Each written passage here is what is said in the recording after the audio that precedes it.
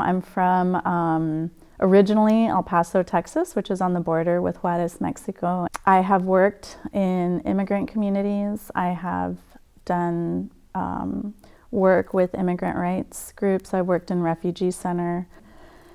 And I have been teaching in or with immigrant groups almost my entire teaching career, which is 17 years now. My dad immigrated when he was 12 or 13, and he came at a time in US history when the government wanted Mexicans to come because they needed more manual labor help.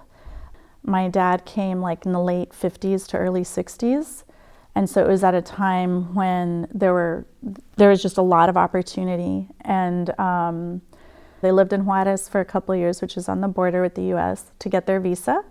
They got their visa to move into El Paso, Texas, which is just literally over the border. And then a few years after that, he got his citizenship, and it was super easy. The way my dad tells the story, which there could be other details, but the way he tells the story is a teacher asked him, "Hey, you want to get your citizenship?"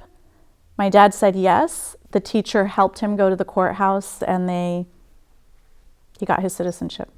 If you know anything about immigration now, that is very, very different. There is a very long process, could take years and even decades. It's very expensive.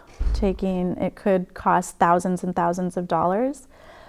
Another example of a community that I've worked with are undocumented immigrants from Central South America, as well as Mexico. And they're living in the shadows. You know, we hear about them a lot in the news in terms of being monsters and criminals, but they're like anybody else. They're just doing what they can to survive. They're leaving desperate situations. Sometimes it has to do with economic. Now we see that they're coming because of the violence, and in the past, it also had to do with war-torn countries. Now the violence some of it is related more toward gang violence or domestic violence or other kinds of abuse toward women. They're fleeing in a rush. They don't have refugee status, but they are refugees. And they're coming here. They're paying into our tax system. They're doing everything that they can to make a living, sometimes working 3 jobs if they need to.